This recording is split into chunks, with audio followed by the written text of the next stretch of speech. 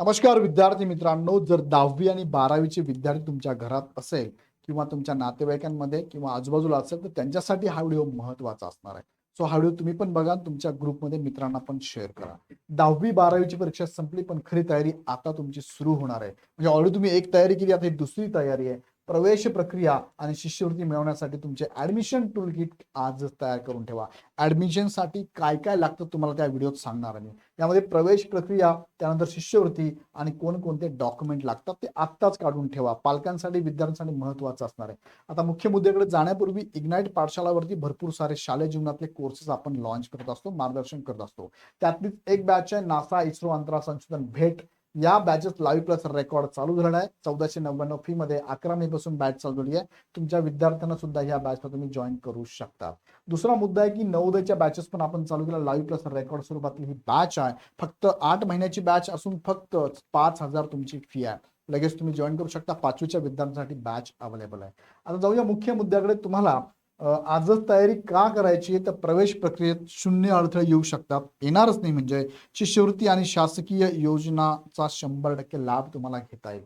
दुसरं, उशिरा केल्याने काय होतंय, प्रवेश रद्द होण्याचा धोका असू शकतो आणि शिष्यवृत्ती न मिळणे आणि संपूर्ण वर्ष वाया जाण्याची सुद्धा शक्यता असू शकते. तो हे डॉक्युमेंट आत्ताच काढा. नव्याने तुमच्या प्रवेशाचे 5 हुकमी एक्के कोणते आहेत, त्याच्यातला पहिला आहे उत्पन्नाचा दाखला. लगेच काढून ठेवा, हा लागतो म्हणजे लागतोच. त्यानंतर दुसरा मुद्दा इकडे आहे, नॉन क्रिमिलियर प्रमाणपत्र तुम्हाला लागणार आहे. उत्पन्नाच्या आधारे काढलं जातं. उत्पन्नाचा आधार शक्यतो काढताना 3 वर्षाचा काढा आणि 3 वर्षाला व्हॅलिड असणार, याच्यावर आधारित 3 वर्ष व्हॅलिड असणारं तुम्हाला नॉन क्रिमिलियर, ज्याला आपण NCL म्हणतो, हे पण मिळतं. हे असंच काढा. तिसरं आहे जातीचा दाखला. तुम्ही ज्या कॅटेगरीमधून बिलॉंग करता त्या कॅटेगरीचा जातीचा दाखला काढा. चौथा आहे वय व अधिवास प्रमाणपत्र, आपण ज्याला डोमेसाईल म्हणतो.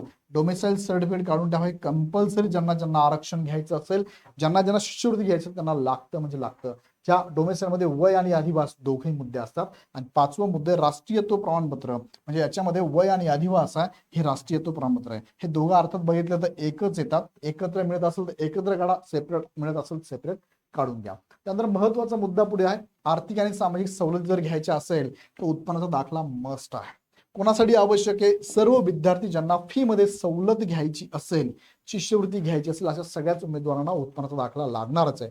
फायदा काय मिळणार आहे, शिष्यवृत्ती, फी सवलत आणि विविध शासकीय योजनांचा फायदा तुम्हाला इथे मिळत असतो. गव्हर्नमेंटच्या भरपूर स्कीम येत असतात शिक्षण घेता घेता, त्यांचा फायदा तुम्हाला इथे होणार. दुसरा मुद्दा, जातीचा दाखला कोणासाठी तर आरक्षण प्रवर्गातील सर्वच विद्यार्थी. मग त्यामध्ये SC ST OBC NT अ ब क ड SBC EWS SCBC हे सगळेच उमेदवार यामध्ये मोडतात. फायदा काय तर आरक्षणाचा थेट लाभ आणि संबंधित शासकीय योजना. म्हणजे काही ठिकाणी रिझर्व्ह सीट असतात, त्यामुळे तुमचा नंबर लागू शकतो, जेणेकरून तुम्हाला जास्त जागांसाठी इथे कॉम्पीट करायला संधी मिळते. दुसरं आहे ओळख आणि पात्रतेबद्दल. वय आणि अधिवास, प्रवेश परीक्षा व विविध सेवा प्रक्रियांसाठी तुम्ही महाराष्ट्राचे रहिवासी आहात का, हा दाखवण्यासाठी हे लागतंय. राष्ट्रीयत्व काही शैक्षणिक आणि शासकीय प्रक्रियांसाठी अनिवार्य आहे. नॉन क्रिमिलियर जे उत्पन्नाचा आधार आहे, मागासवर्गीय विद्यार्थ्यांना महाविद्यालयामध्ये प्रवेशासाठी अत्यंत महत्वाचं शिष्यवृत्ती देणारं हे डॉक्युमेंट आहे. सर्वात मोठी चूक काय, हे सगळ्यांनी चेक करून घ्या. नावात किंवा तारखेत तफावत नसावी. तुमच्या जन्मतारीख आणि तुमचं स्वतःचं नाव.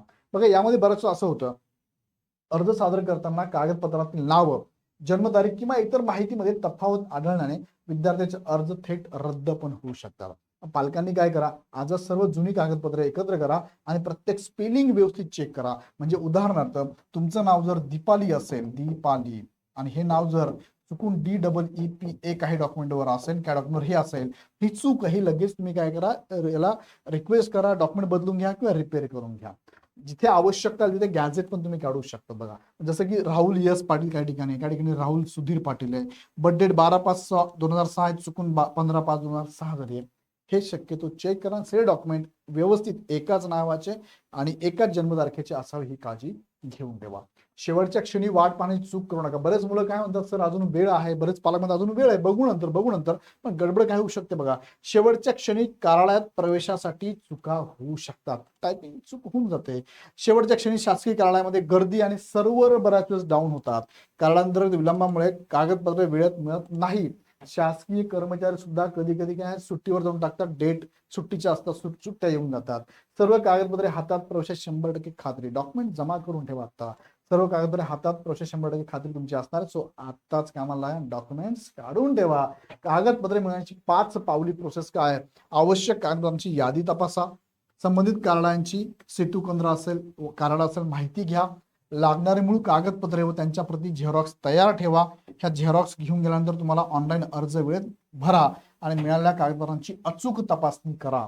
स्पेलिंग बरोबर आहे का, बरोबर टाकले की माहिती चेक करून घ्या. हे सगळी प्रोसेस तुम्ही करून घेतली तर नक्कीच तुम्हाला पुढे ऍडमिशनसाठी जास्त त्रास होणार नाही. ही चेकलिस्ट आहे. उत्पन्नाचा दाखला, जातीचा दाखला, नॉन क्रिमिलियर, वय, आदिवासी प्रमाणपत्र, राष्ट्रीयत्व हे कधी दोघं एकत्र मिळतात. आणि महत्वाचं सगळे कागदपत्रांचे नाव आणि जन्मतारीख जुळत असल्याची खात्री करून घेणं. आता या संदर्भात बघा बऱ्याचशा कार्यालयामध्ये गर्दी वाढत वाढत जाणार आहे. बघा जशी जशी ऍडमिशन प्रोसेस आता चालू होईल गर्दी वाढत जाईल, प्रवेश प्रक्रियेला वेळ कमी आहे.